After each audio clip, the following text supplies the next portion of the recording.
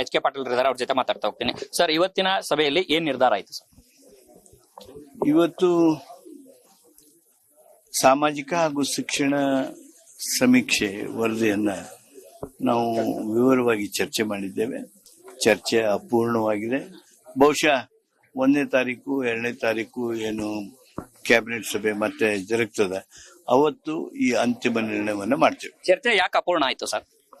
ಕೆಲವು ಮಾಹಿತಿಗಳು ಬೇಕಾಗಿದ್ದು, ಇನ್ನು ಕೆಲವರು ಮಾತನಾಡಬೇಕಾಗಿತ್ತು.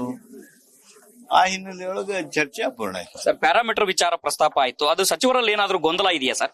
ಏನೂ ಗೊಂದಲ ಇಲ್ಲ. ತಪ್ಪು ಮಾಹಿತಿಗಳು ಅಲ್ಲಲ್ಲಿ ಬರೋದನ್ನ ನಾನು ಗಮನಿಸಿದೆ.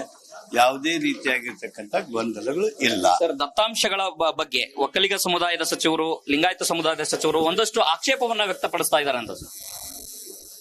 ಅಲ್ಲ, ಮಾಹಿತಿ ಈಗ ಎಲ್ಲ ಹೊರಗೆ ಬಿದ್ದಿದೆ. ಬಹುಶಃ ಯಾವುದೇ ರೀತಿಯಾಗಿರ್ತಕ್ಕಂಥ ತಪ್ಪು ಕಲ್ಪನೆಗೆ ಕಾರಣ ಇಲ್ಲ. ಬಹುಶಃ ಈ ಮಾಹಿತಿ ಎಲ್ಲ ಅವ್ರ ಕೈ ಮುಟ್ಟಿದ ಮೇಲೆ ತಮ್ಮ ಅಭಿಪ್ರಾಯಗಳನ್ನು ಬದಲಾಯಿಸಬಹುದು. ಸರ್, ಸಿಎಂ ಏನಾದ್ರೂ ಲಿಖಿತ ರೂಪದಲ್ಲಿ ನಮ್ಮ ಸಲಹೆ ಕೊಡಿ ಅಂತ ಸೂಚನೆ ಕೊಟ್ಟ ಸರ್? ಯಾವುದೇ ಕೇಳಿಲ್ಲ.